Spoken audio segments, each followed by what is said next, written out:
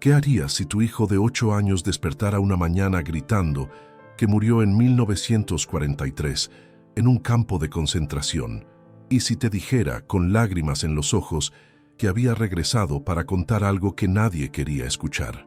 En las calles empedradas de Querétaro, la familia Mendoza vivía una vida tranquila y predecible, hasta que una madrugada de septiembre, todo cambió para siempre. Carlos Mendoza, mecánico de 35 años, y su esposa Elena, maestra de primaria, habían construido una existencia sencilla pero plena en una casa de adobe pintada de azul cielo en el barrio de San Antonio. Su hijo Diego, de 8 años, era un niño aparentemente normal. Jugaba fútbol en el patio, coleccionaba cartas de Pokémon y se divertía con los videojuegos como cualquier otro niño de su edad. Pero esa madrugada del 15 de septiembre, cuando las campanas de la parroquia apenas anunciaban las 5 de la mañana, un grito desgarrador atravesó el silencio de la casa. «¡Mamá! ¡Papá! ¡No me dejen aquí!». Elena despertó sobresaltada.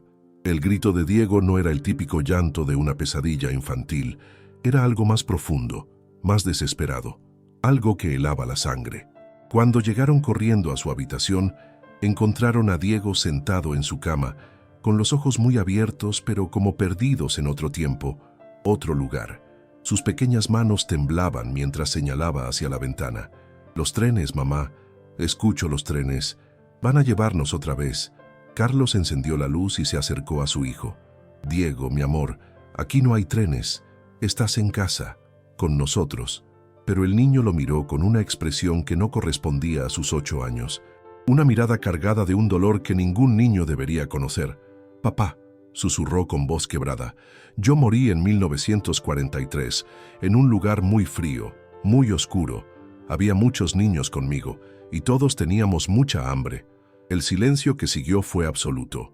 Solo se escuchaba el tic-tac del reloj de pared y el latido acelerado de 2 corazones de padres que no entendían lo que estaba sucediendo. Elena se arrodilló junto a la cama y tomó las manos de su hijo. «Diego, ¿qué soñaste? Cuéntanos». Pero Diego negó con la cabeza, con esa terquedad que solo tienen los niños cuando saben algo con absoluta certeza. «No fue un sueño, mamá. Yo estaba ahí. Tenía otro nombre. Me llamaba Jacob». Y entonces, con una voz que parecía venir de muy lejos en el tiempo, Diego dijo algo que haría que el mundo de los Mendoza se tambaleara para siempre. «Yo volví porque necesito contar. Nadie creía en nosotros. Yo vi todo. Yo recuerdo todo». Las lágrimas comenzaron a rodar por las mejillas morenas del niño, mientras sus padres se miraban sin saber qué hacer con esa revelación imposible que acababa de salir de los labios de su hijo. Esa fue solo la primera noche. Lo que vendría después los cambiaría a todos para siempre. Los días siguientes en la casa de los Mendoza transcurrieron en una calma engañosa. Elena intentaba convencerse de que las palabras de Diego habían sido producto de alguna película que había visto sin que ellos se dieran cuenta. Después de todo, los niños absorben información de todas partes: la televisión, internet, conversaciones de adultos. Pero en el fondo de su corazón de maestra, una inquietud crecía como una semilla plantada en tierra fértil. Querétaro despertaba cada mañana con el canto de los gallos y el aroma del pan dulce horneándose en las panaderías del barrio. Elena preparaba el desayuno como siempre: frijoles refritos, huevos estrellados y tortillas calientes, mientras Carlos se alistaba para ir al taller mecánico, donde el ruido familiar de las llaves inglesas lo tranquilizaba con su predictibilidad. Diego había regresado a su rutina aparentemente normal. Desayunaba sus cereales con leche, se cepillaba los dientes y se iba a la escuela con su mochila de Spider-Man. Pero había algo diferente en sus ojos negros. Una profundidad que inquietaba a Elena, como si hubiera presenciado tragedias que ningún niño debería conocer. Fue el miércoles por la tarde cuando todo cambió otra vez. Elena estaba en la cocina preparando la comida cuando escuchó a Diego hablando solo en el patio. Al principio pensó que jugaba con sus carritos, como siempre, pero las palabras que llegaron hasta sus oídos la hicieron dejar caer la cuchara de madera. No eran palabras en español. «Gott in Himmel, warum haben Sie uns verlassen?» Elena se acercó lentamente a la ventana.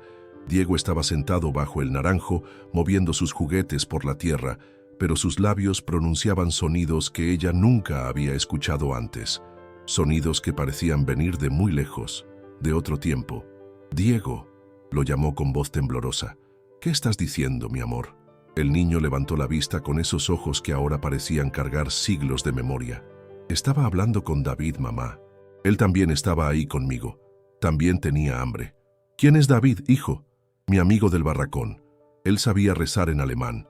Me enseñó esas palabras antes de que se lo llevaran». Elena sintió que el suelo se movía bajo sus pies. Su hijo, que nunca había salido de Querétaro, que apenas sabía algunas palabras en inglés que le enseñaban en la escuela, estaba hablando en alemán. «Diego, ¿dónde aprendiste esas palabras?» «Siempre las he sabido, mamá. Desde antes de estar aquí contigo y con papá». Esa noche, cuando Carlos regresó del trabajo con las manos manchadas de grasa y el uniforme empolvado, Elena le contó lo sucedido. Su esposo, hombre práctico acostumbrado a resolver problemas concretos, escuchó mientras se lavaba las manos en el fregadero de la cocina. «Son fantasías, Elena. Los niños inventan historias todo el tiempo», pero su certeza se tambalearía al día siguiente.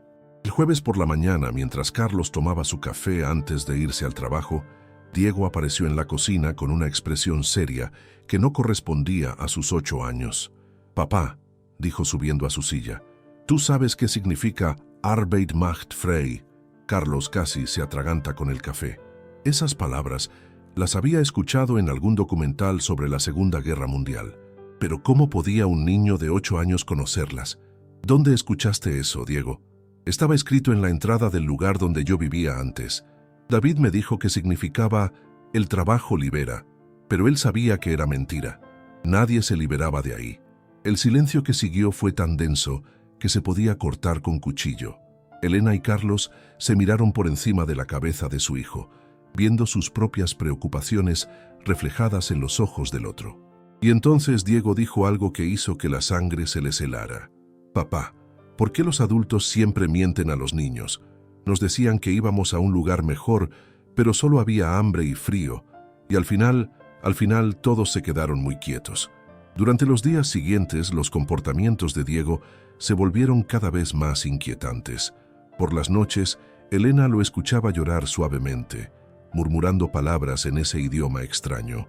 Cuando se acercaba a consolarlo, el niño hablaba de un lugar lleno de alambres con púas, donde los niños lloraban por sus mamás y donde el cielo siempre estaba gris. «Tengo que regresar, mamá», susurraba entre lágrimas. «Mi familia me está esperando. No saben dónde estoy». Una mañana, Carlos encontró a Diego dibujando en el suelo del patio con un carbón. Pero no eran los garabatos típicos de un niño de 8 años. Eran números. Números tatuados en brazos diminutos, dibujados con una precisión que quitaba el aliento. Capítulo 3. El idioma del alma. Durante las siguientes semanas, la vida de los Mendoza intentó seguir su curso normal. Carlos se levantaba cada día a las 6 de la mañana al sonido del despertador, desayunaba sus huevos rancheros y se dirigía al taller, donde el olor a aceite quemado y el ruido de los motores lo tranquilizaban con su familiaridad. Elena continuaba con su rutina en la escuela primaria Benito Juárez, enseñando matemáticas a niños de 2º grado, pero no podía concentrarse. Cada vez que veía a Diego en el recreo, recordaba esas palabras imposibles que salían de su boca, esas referencias a un pasado que no podía existir, pero fueron los pequeños detalles los que comenzaron a acumularse como nubes antes de la tormenta. Diego había empezado a rechazar categóricamente ciertos alimentos. No quería sopa aguada, no quería pan duro, y cuando Elena le servía menos comida de lo usual, él comía cada migaja como si fuera un tesoro. «No se debe desperdiciar, mamá», decía con una seriedad que helaba el alma. «Cuando no hay comida, cada pedacito cuenta». Una tarde, mientras Elena preparaba pozole para la cena del domingo y el aroma del chile guajillo llenaba toda la casa, Diego se acercó a la cocina con una expresión que ella ya había aprendido a temer. «Mamá», dijo con esa voz que sonaba demasiado vieja para su cuerpo, «¿tú sabes hablar en yiddish?» Elena dejó de revolver la olla. «¿En qué, mi amor?» «En yiddish, el idioma de mi familia, de mi otra familia. Mi abuelo me enseñó algunas palabras antes de que nos separaran». La cuchara se deslizó de las manos de Elena Diego nunca había mencionado a ningún abuelo que hablara otro idioma. Los únicos abuelos que conocía eran los padres de Carlos, que habían muerto cuando él era muy pequeño, y la madre de Elena, que solo hablaba español. Diego, ¿qué palabras sabes? El niño cerró los ojos, como si estuviera buscando recuerdos muy antiguos. Bube, susurró. Así le decíamos a la abuela, y Saide al abuelo. Y cuando teníamos miedo, decíamos, Hoy Bey Izmir.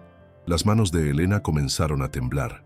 Las palabras sonaban auténticas, pronunciadas con un acento que no correspondía a un niño mexicano de 8 años.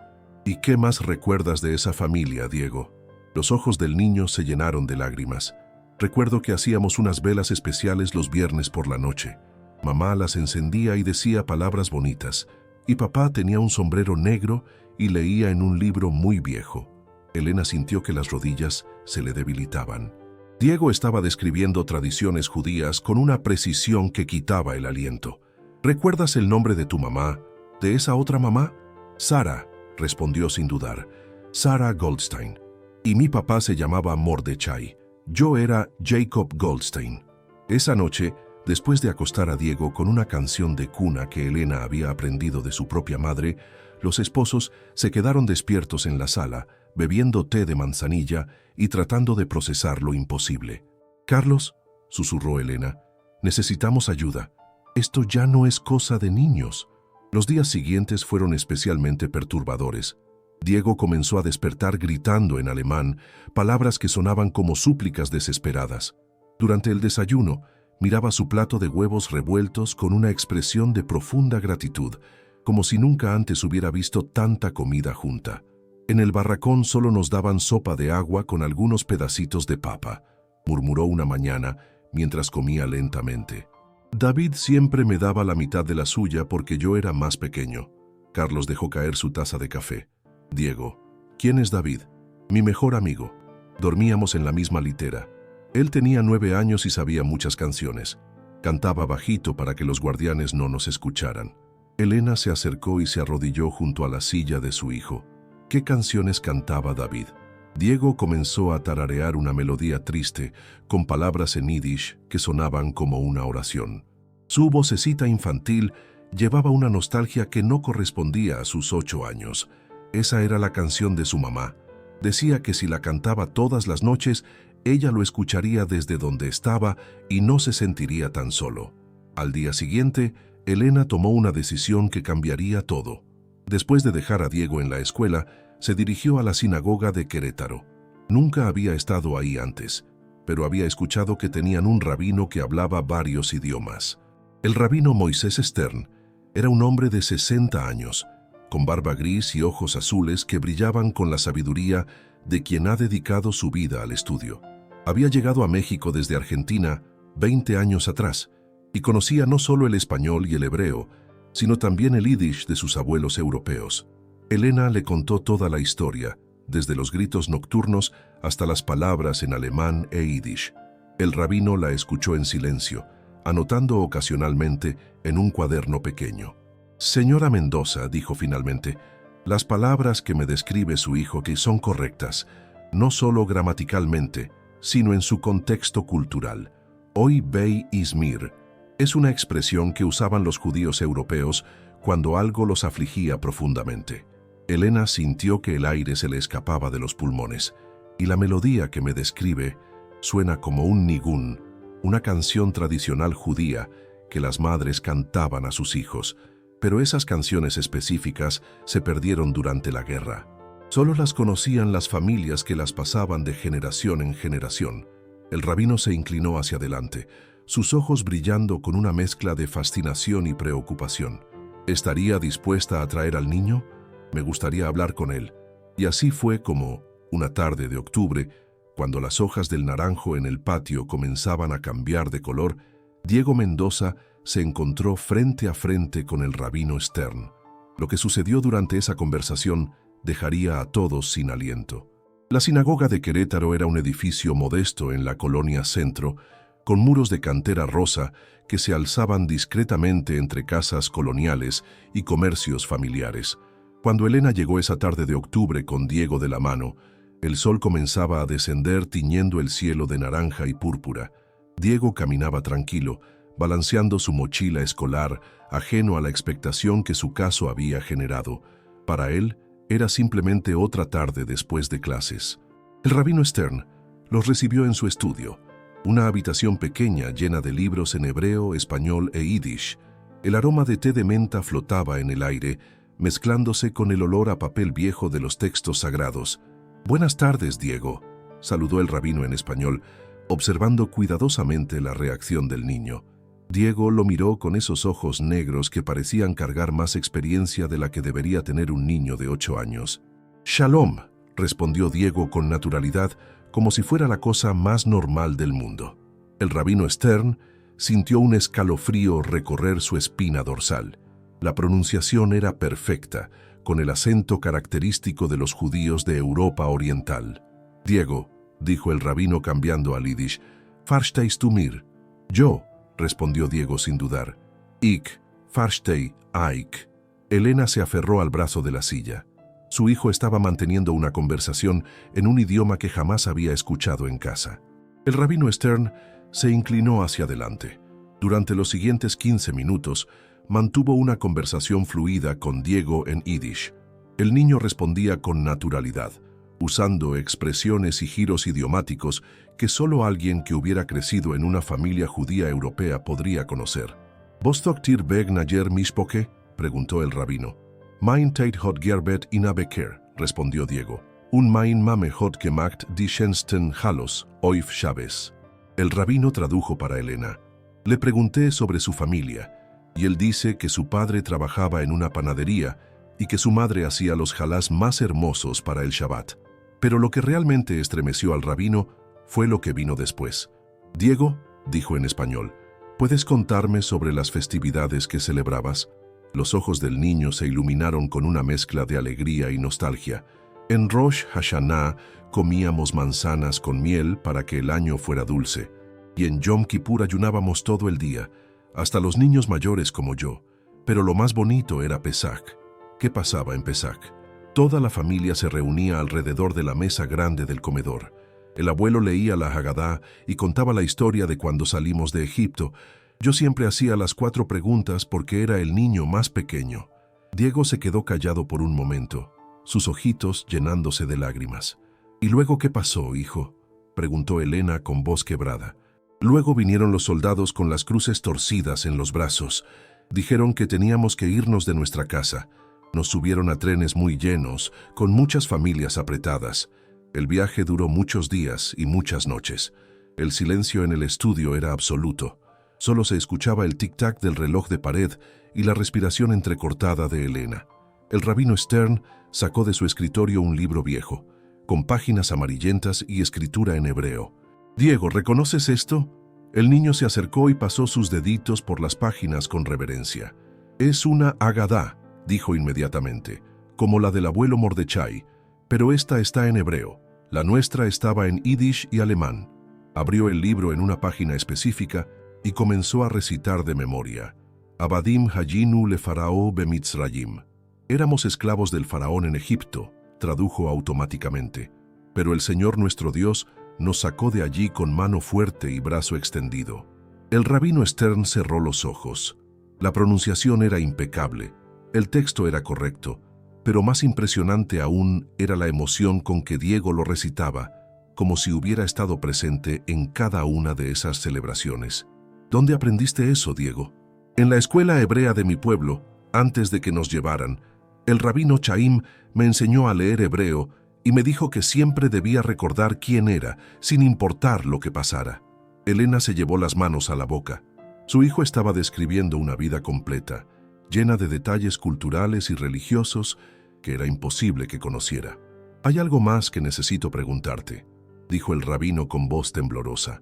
«¿Recuerdas el nombre del lugar donde vivían antes de que los llevaran?» Diego asintió lentamente. «Lodz. Vivíamos en Lodz, en Polonia. Nuestra casa estaba cerca del mercado, donde papá compraba la harina para la panadería». El rabino Stern se puso de pie y caminó hasta la ventana, dándoles la espalda. Sus hombros temblaban ligeramente. «Señora Mendoza», dijo finalmente sin voltear, «el gueto de Lodz Fue uno de los más grandes durante la guerra. Miles de familias judías fueron deportadas desde ahí hacia los campos de exterminio. Se volvió hacia ellos con lágrimas en los ojos. Lo que su hijo acaba de describir, solo alguien que vivió esa experiencia podría conocer esos detalles con tal precisión. El rabino tomó su teléfono con manos temblorosas. «Necesito hacer una llamada. Hay alguien que debe escuchar esto». La noticia del extraño caso de Diego Mendoza se extendió por Querétaro, como el humo de copal en las ceremonias ancestrales. En los mercados del centro, entre vendedores de frutas tropicales y artesanos que tallaban figuras de barro, se murmuraba sobre el niño que hablaba idiomas de muertos y recordaba vidas que no había vivido. Fue así como llegó a oídos del doctor Fernando Castillo, historiador de la Universidad Autónoma de Querétaro, especializado en la Segunda Guerra Mundial. El doctor Castillo había dedicado los últimos 15 años a documentar testimonios de sobrevivientes del Holocausto que habían llegado a México, y cuando escuchó la historia de Diego, su curiosidad científica se despertó inmediatamente.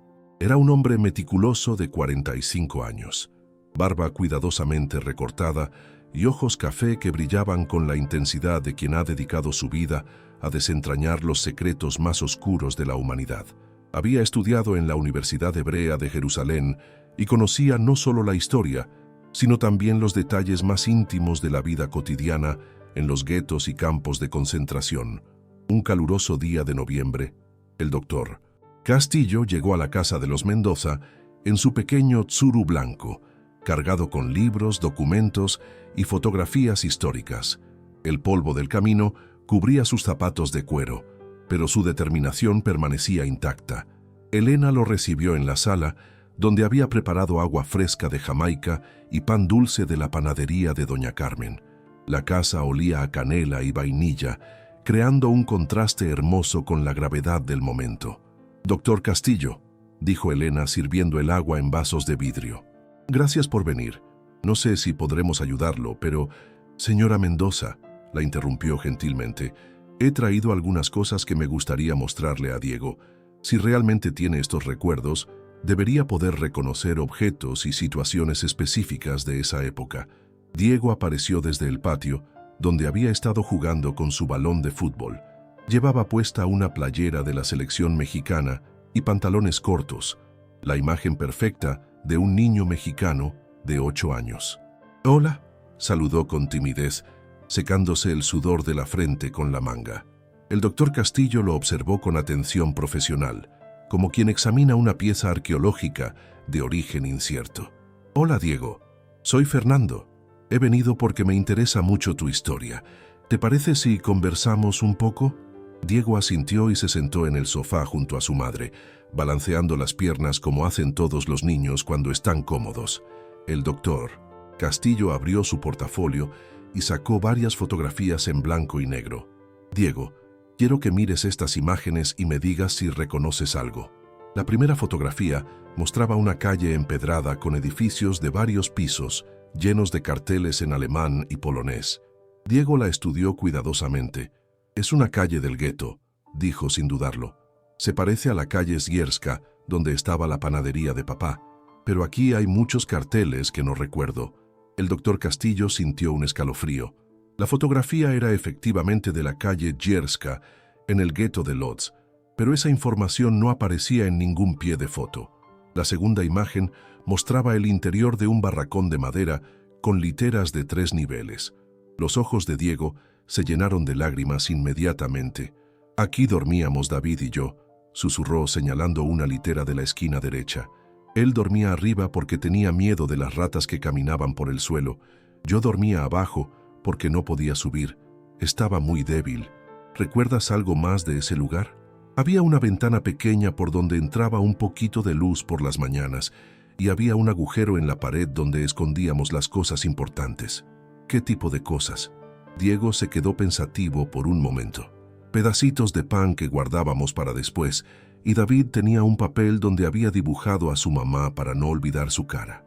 El doctor Castillo sacó entonces un objeto que hizo que Diego retrocediera instintivamente. una réplica de la estrella amarilla que los judíos estaban obligados a llevar cosida en su ropa. ¿Reconoces esto? El niño palideció visiblemente. La estrella, murmuró. Todos teníamos que llevarla siempre. Mamá la cosió en mi abrigo café. Decía Jude en letras negras.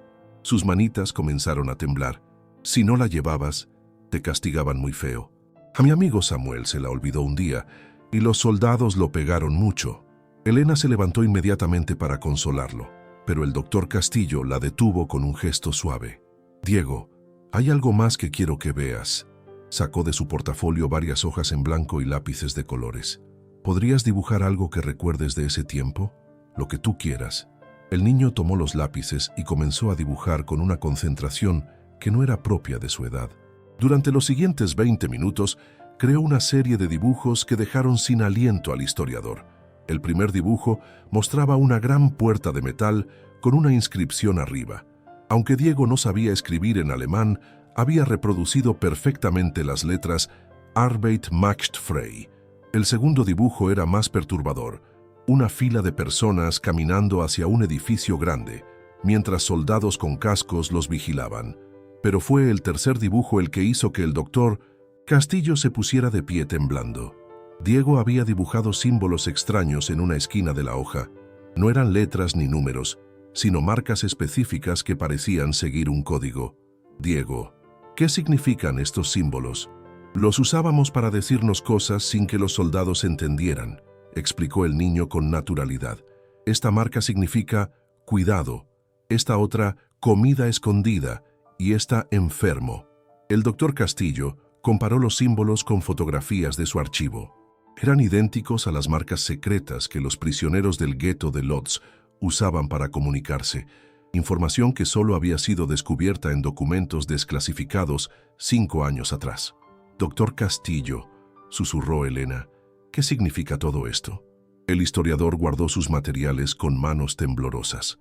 Significa, señora Mendoza, que su hijo conoce detalles que solo alguien que vivió esa experiencia podría saber. Detalles que no aparecen en libros de historia, que no se enseñan en escuelas, que solo fueron documentados por investigadores especializados décadas después de la guerra. Se volvió hacia Diego, quien había regresado a jugar con sus lápices como si nada hubiera pasado. Necesito hacer una llamada urgente. Hay alguien en la Ciudad de México que debe ver esto inmediatamente. 3 meses después de conocer al doctor Castillo, la vida de los Mendoza había tomado un rumbo que jamás imaginaron. El historiador había documentado cada conversación con Diego, cada dibujo, cada palabra en yiddish que salía de sus labios. Los archivos crecían día a día, pero las preguntas se multiplicaban más rápido que las respuestas. Fue entonces cuando llegó la propuesta que cambiaría todo. La Universidad Autónoma de Querétaro, en colaboración con el Museo Memoria y Tolerancia de la Ciudad de México, había organizado una exposición especial sobre la vida en los guetos durante la Segunda Guerra Mundial. Como parte del proyecto, invitaron a Diego a visitar la muestra para ver si reconocía alguno de los objetos auténticos que se exhibirían. Elena y Carlos estuvieron de acuerdo después de mucho pensarlo. Quizás ver esos objetos reales ayudaría a Diego a procesar lo que le estaba sucediendo. O quizás finalmente podrían confirmar que todo había sido producto de su imaginación. El sábado 15 de febrero amaneció frío en la Ciudad de México. El museo se alzaba como una estructura moderna en el corazón de Polanco, sus paredes blancas contrastando con el cielo gris que amenazaba lluvia. Elena llevaba de la mano a Diego, quien vestía su mejor pantalón de mezclilla y una camisa azul que Elena había planchado especialmente para la ocasión. La exposición se llamaba Voces del Gueto, Testimonios de Resistencia y Memoria. Las salas estaban llenas de fotografías, documentos, objetos personales y testimonios en video de sobrevivientes. El doctor Castillo los acompañaba, documentando cada reacción de Diego con una grabadora digital. Al principio, todo transcurrió con normalidad. Diego observaba las vitrinas con curiosidad, como cualquier niño en un museo. Comentaba sobre las fotografías, hacía preguntas sobre los objetos, pero nada parecía afectarlo especialmente, hasta que llegaron a la sala dedicada específicamente al gueto de Lodz. En el momento en que Diego cruzó el umbral de esa habitación, se detuvo en seco. Su rostro palideció y sus pequeñas manos comenzaron a temblar. «Mamá», susurró, «no quiero entrar aquí». Pero fue demasiado tarde. Sus ojos ya habían encontrado lo que estaba buscando sin saberlo. En el centro de la sala había una maqueta perfecta del gueto de Lodz, con calles diminutas, edificios a escala y pequeñas figuras que representaban a los habitantes. Pero lo que hizo que Diego se tambaleara fue la fotografía gigante que ocupaba toda la pared del fondo. Era una imagen del interior de una panadería en el gueto, tomada en 1942 por un fotógrafo alemán para documentar las condiciones de trabajo de los judíos relocalizados. Diego se acercó lentamente a la fotografía, como hipnotizado. Sus ojos recorrían cada detalle: los hornos de ladrillo, las hogazas de pan negro apiladas en estantes de madera, las balanzas antiguas, las canastas de mimbre. Y entonces comenzó a llorar. No era el llanto caprichoso de un niño aburrido en un museo. Era algo profundo, desgarrador, como si estuviera viendo la tumba de alguien que había amado intensamente. «Es la panadería de papá», sollozó. «Es exactamente igual. Ahí está el horno donde hacía el pan negro, y ahí están las canastas donde yo ponía los bolillos cuando lo ayudaba». Elena se arrodilló junto a él, pero Diego no podía dejar de mirar la fotografía. «Y ahí», señaló una esquina de la imagen, «ahí es donde papá escondía la masa especial que hacía para el Shabbat». Aunque ya no podíamos celebrarlo como antes, el doctor Castillo se acercó con la grabadora. «Diego, ¿reconoces a alguien en la fotografía?» El niño estudió cuidadosamente las figuras borrosas que aparecían en la imagen. De repente, señaló hacia una sombra en el fondo. «Ese es papá», dijo con certeza absoluta. «Se ve muy flaco, pero es él. Llevaba siempre ese delantal gris que mamá le había cosido». Los visitantes del museo comenzaron a acercarse, atraídos por la escena. Una mujer mayor de unos 80 años se detuvo a escuchar. Su rostro se había puesto muy pálido. «Perdón», dijo con acento alemán. «¿Ese niño dice que reconoce la panadería?» Elena asintió. «Dice que su padre trabajaba ahí». La mujer se acercó más, estudiando a Diego con ojos que brillaban con lágrimas contenidas. «Yo trabajé en esa panadería», susurró. «Era muy pequeña entonces. Tenía 8 años como él. Ayudaba a un señor que se llamaba Mordechai Goldstein». El silencio que siguió fue absoluto. Diego se volvió lentamente hacia la mujer. «¿Usted conoció a mi papá?» La mujer se llevó las manos a la boca. «Tenía un hijo llamado Jacob, un niño muy dulce que siempre cantaba mientras trabajaba. Yo lo vi el último día cuando los subieron a los trenes hacia...». No pudo terminar la frase. Diego se acercó a ella y tomó su mano arrugada entre sus manitas. «Usted es Hannah», dijo con una sonrisa triste. «Hannah Weiss. Usted tenía trenzas rubias y siempre olía a canela». La mujer se desplomó en una silla cercana, sollozando. «Sí, así me llamaba entonces. Pero, ¿cómo es posible? Jacob murió en Auschwitz en 1943. Yo lo supe porque yo también fui deportada en el mismo transporte». «Yo sé que morí», dijo Diego con una serenidad que quitaba el aliento. «Pero volví porque necesitaba contar. Necesitaba que alguien recordara a papá, a mamá, a David, a todos los que se quedaron muy quietos». Hannah lo abrazó con fuerza, como si estuviera abrazando a un fantasma querido. «Yo volví para que no los olviden», continuó Diego, «para que la gente sepa que éramos niños como cualquier niño, que teníamos nombres, que jugábamos, que nuestros papás nos querían mucho». El museo entero había guardado silencio. Decenas de personas observaban la escena con lágrimas en los ojos, mientras una anciana sobreviviente del Holocausto abrazaba a un niño mexicano de 8 años que afirmaba haber sido su compañero de sufrimiento 80 años atrás. Hannah se separó ligeramente de Diego y lo miró a los ojos con una ternura que trascendía el tiempo. Jacob siempre decía que si algún día salía de ahí, contaría la historia de todos los niños que no tuvieron voz. «¿Es verdad que has regresado para eso?» Diego asintió con una solemnidad que no correspondía a sus 8 años. «Sí, Hannah. Vine para que sepan que David dibujaba a su mamá en papelitos que escondía, que Sara cantaba canciones en Yiddish cuando teníamos miedo, que el abuelo Mordechai guardó hasta el final una pequeña menorá que había tallado con un pedazo de madera». Hannah cerró los ojos, como si estuviera viendo esos recuerdos proyectarse en su mente. La menorá... Sí, recuerdo esa menorá. Tu papá me la mostró una vez. Decía que era para que Dios no se olvidara de ustedes. ¿Sabe qué pasó con ella?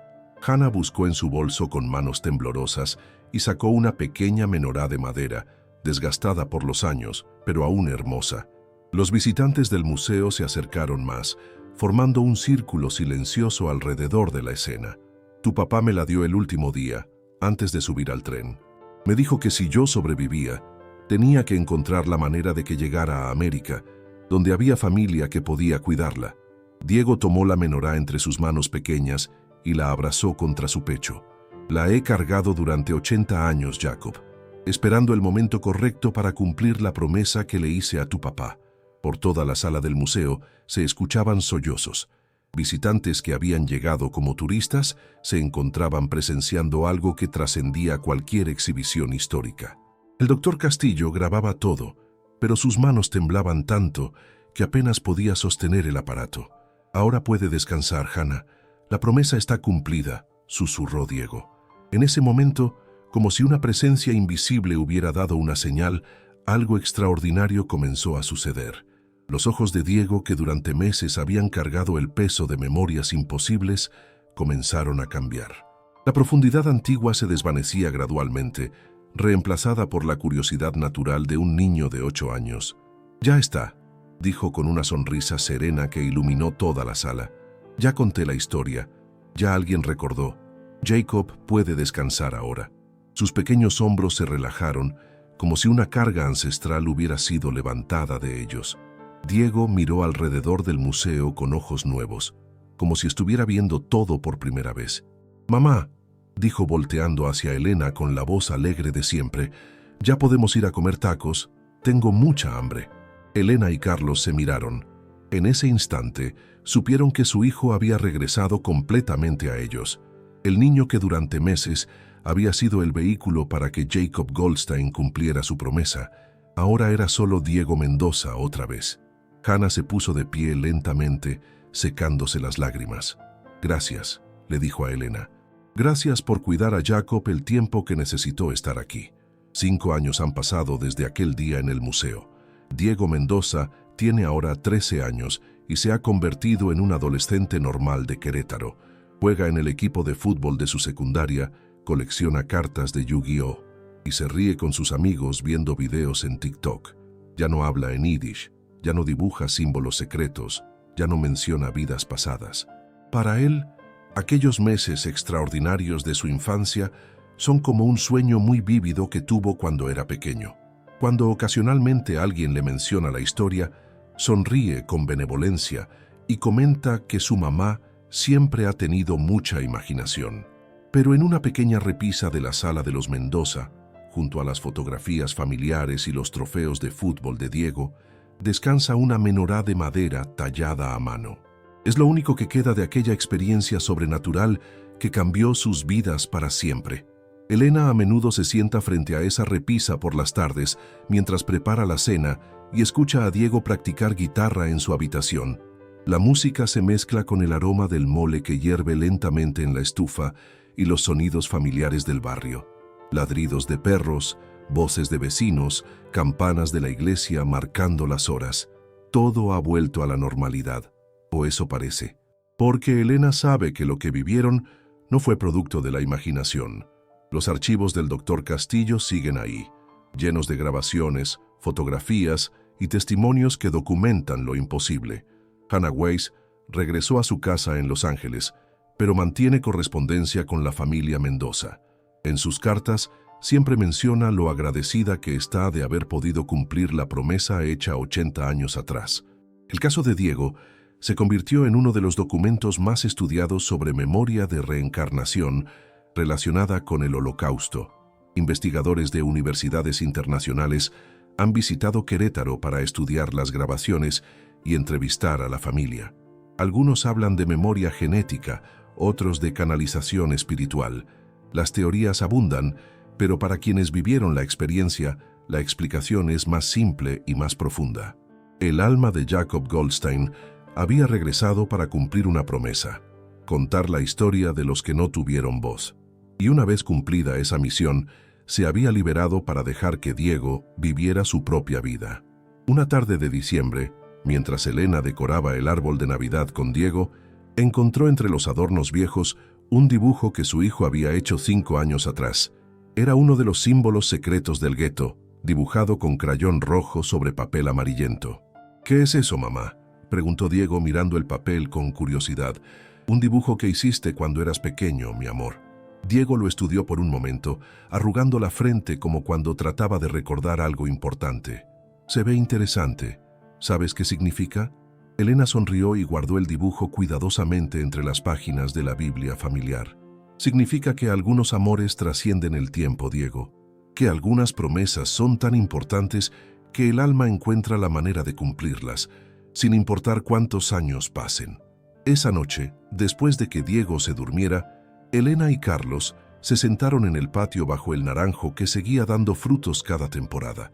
Las estrellas brillaban sobre Querétaro con la misma intensidad con que habían brillado sobre Lodz 80 años atrás.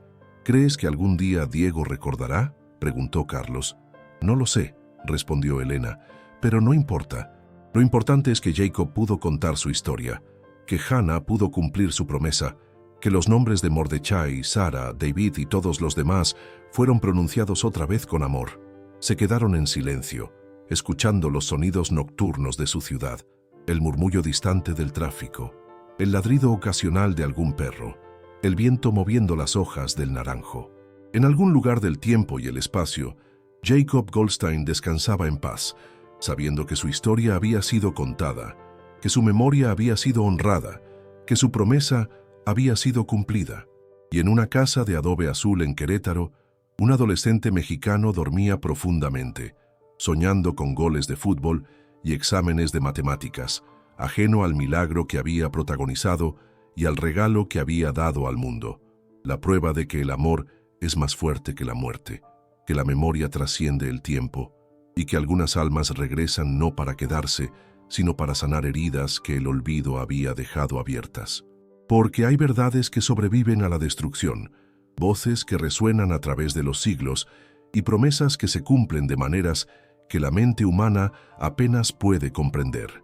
En las noches silenciosas de Querétaro, cuando el viento mueve las cortinas de la habitación de Diego, a veces se puede escuchar algo que suena como una canción de cuna en yiddish, velando el sueño de un niño que una vez fue la voz de los que ya no podían hablar. Si esta historia te hizo reflexionar sobre los misterios de la vida y la muerte, sobre la importancia de la memoria y la dignidad humana, no olvides suscribirte al canal y compartir tu opinión en los comentarios. ¿Has sentido alguna vez que conocías un lugar donde nunca habías estado? Cuéntanos tu experiencia, porque tal vez, solo tal vez, también guardas recuerdos de una vida que creías olvidada para siempre.